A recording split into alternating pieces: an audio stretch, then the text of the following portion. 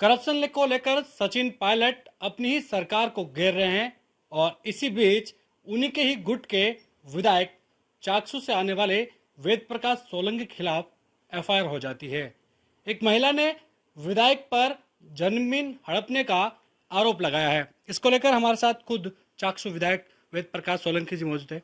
Sir, क्या कुछ प्रकरण है, महिला ने आप पर आरोप जड़े हैं?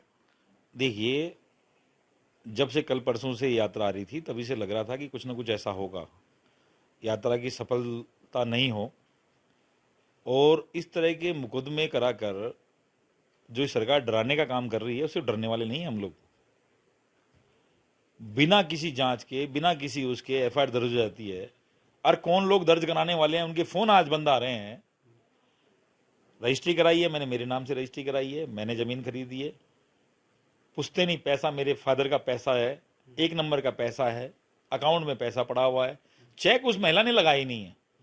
और महिला जो कह रही है कि नितेश जी को मैंने बेच दी, नितेश ही तो बेचने वाला है जमीन। वो नितेश अग्रवाल ने ही मुझे जमीन बेची है।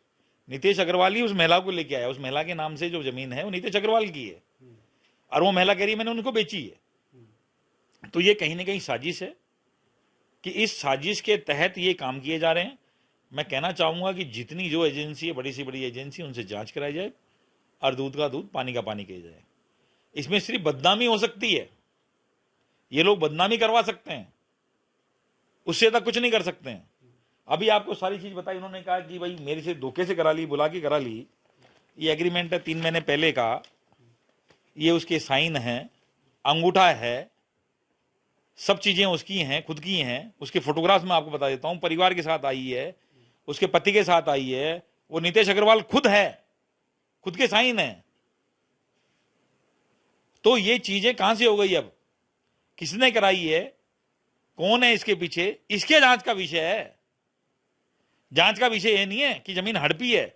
जमीन का तो पैसा दिया है, वो दे दिया, और जो चेक का पैसा हुआ 30 लाख रुपए का उनका पड़ा हुआ है, वो जब चाहेंगे जब लगा लेंगे। अब अकाउंट उनका नहीं खुला, जो एफआईआर में लिखा है उसने, महिला ने, कि मैंने अकाउंट नहीं खुलवाया या मेरा अकाउंट नहीं है, तो नहीं है तो मेरी गलती तो है नहीं। अकाउंट खुलवाएंगी, अपना पैसा विड्रॉ करा लेंगी। लेकिन इस तरह की स्थिति हो रही है, ये सब सोचनीय विषय है कि जो मैंने मुकदमे 4 साल पहले कराए थे प्रतापनगर थाने में, उसका निस्तारण तो आज तक नहीं हुआ, जिसके लिए मैं मुख्यमंत्री जी से मिल चुका, कमिश्नर से भी मिल चुका, एसपी से मिल चुका, और जो हमारे शंकर दत्त जी थे जो मुख्यमंत्री कार्यालय में देखते थे इन काम को, उनसे भी 10 बार मिल चुका। उसके बाद उस प्रकरण में तो आज तक कोई कार्रवाई नहीं हुई। 2 बार एफआईआर लग गई, 2 बार खुल गई। तो मतलब ये क्या चला के कोई चीजें हो रही हैं या सचिन पायलट जी को, उनके समर्थकों को बदनाम करने की साजिश है, ये भी जांच का बहुत बड़ा पहलू है। एफआईआर में जिक्र किया गया है कि कौशल्या देवी आपके बंगले पर आई नहीं थी, बल्कि वो चाकसू गई थी, जहां पर उनको तहसील कार्यालय में बुलाया गया। उसके बाद उसके पति को और कुछ लोग कौशल्या देवी को आपके बंगले पर लेके आए थे और यहाँ पर जबरदस्ती षड्यंत्र पूर्वक आरोप लगाया कि जमीन हड़प गई, जो जिसकी कीमत 38 लाख रुपए बताई जा रही है। देखिए, मैं क्या कह रहा हूं कि अगर वो पूरा परिवार साथ आया है और वो जब नितेश अग्रवाल यहां पहले बैठा हुआ है, कब का मामला, कब आया था ये करीबन 1.5 महीना हो गया कम से कम। एफआईआर में इतना वक्त क्यों लगा फिर? नहीं, कोई एफआईआर नाम की चीज होनी नहीं चाहिए थी। एफआईआर किस बात की एफआईआर होनी चाहिए थी? जिस जमीन की रजिस्ट्री हो चुकी है, नामांतरण खुल चुका है, सब कुछ गया, अगर किसी को पेमेंट नहीं मिला, अगर बिना पैसे रजिस्ट्री करा ली तो सबसे पहले उसको कैंसिल करानी चाहिए थी। यदि उसको हो भी गई, ले जाना चाहिए था। यदि हो भी गई रजिस्ट्री तो इतना वक्त क्यों लगा एफआईआर में? क्योंकि मैं ये कह रहा हूं, ये महिला से पूछने का वक्त है कि भाई तुम इतने दिन कहां थे। उस नितेश अग्रवाल को ढूंढने का समय है कि नितेश अग्रवाल का मोबाइल बंद कैसे आ रहा है, कि जब से 2 दिन से उनका फोन बंद आ रहा है। अभी हमने जब ट्राई की तभी फोन बंद आ रहा है। तो इसने कहीं ना कहीं साजिश की बू आ रही है मुझे। तो कौन अभी कौन लोग हैं इसका समय आने में पता लग जाएगा। ये चीज चलने वाली तो है नहीं। जब खुद के सिग्नेचर हैं, खुद के अंगूठे हैं, सब कुछ खुद के हैं, और एक बार नहीं आई है। जबरदस्ती व्यक्ति को कभी भी कोई एक बार ला सकता है। मेरे यहाँ कैमरे लगे हुए हैं, यहाँ बच्चा बैठे हैं, लड्डू खा रहे हैं, सब कुछ बैठे हैं। 3 बार आए हैं, 4 बार आए हैं, बाहर बैठे हुए हैं, तहसीलदार जी आए हैं, रजिस्ट्री करिए, सब कुछ करिए, पेमेंट ले गए हैं। और ये जिस नितेश जी के लिए कह रही है उनको किया है, ये नितेश जी की साइन है। आप जिक्र कर रहे हैं कि नितेश अग्रवाल भी यहाँ पर मौजूद थे और उसके कुछ ही घंटों बाद एफआईआर। नहीं नहीं नहीं नहीं, कुछ घंटों बाद नहीं, ये तो पुरानी बात है।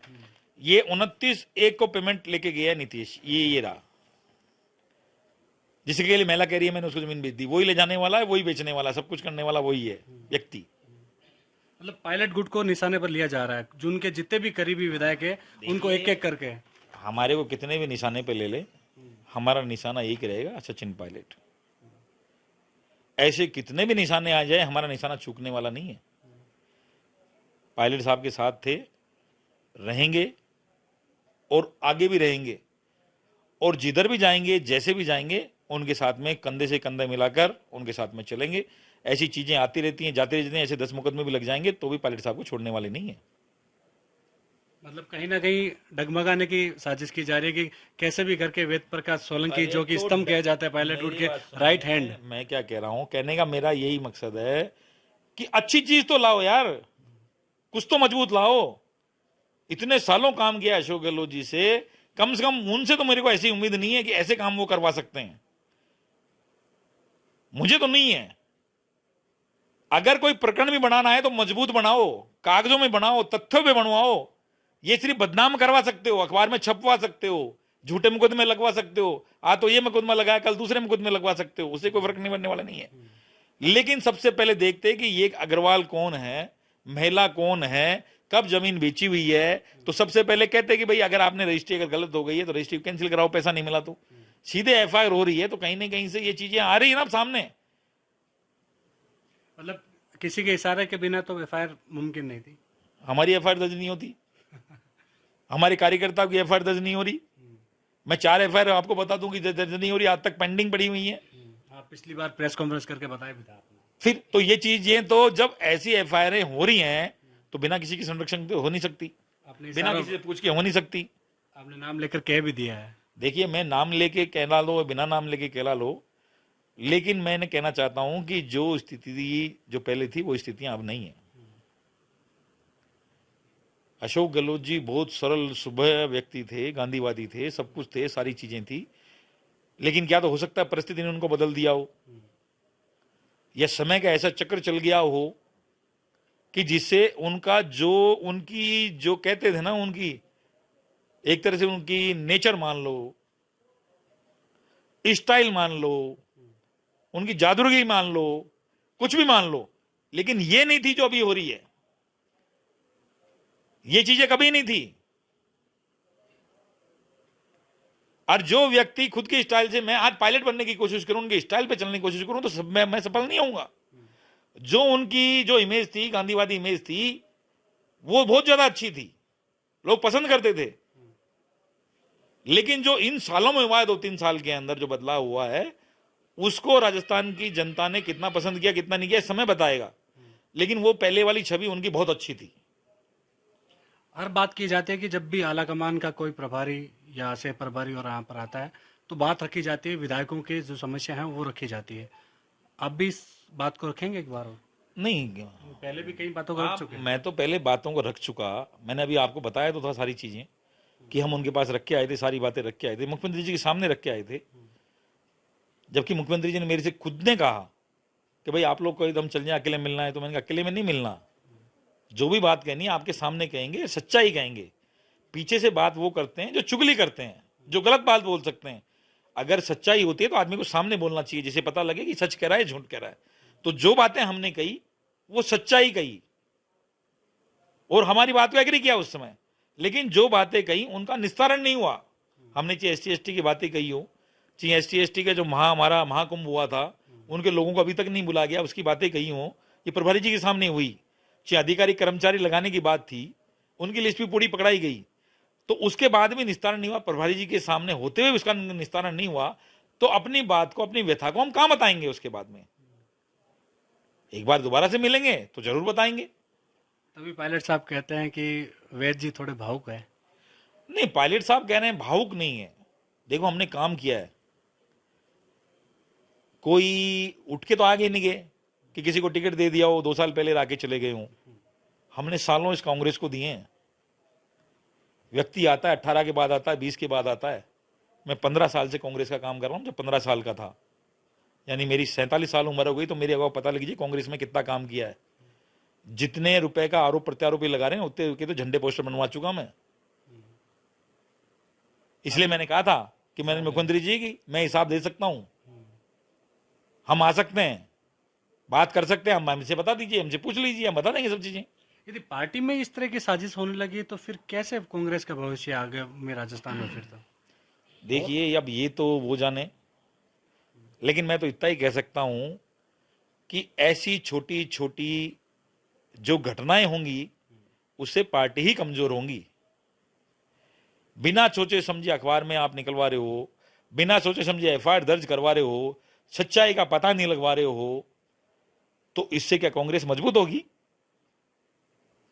पहले जांच करवा लेते, आप बुलवा तो लेते, सामने बुलवा लेते, अब बुलवा लो मेरे सामने, किसी की जमीन अपनी पता लग जाएगा 2 मिनट में ही।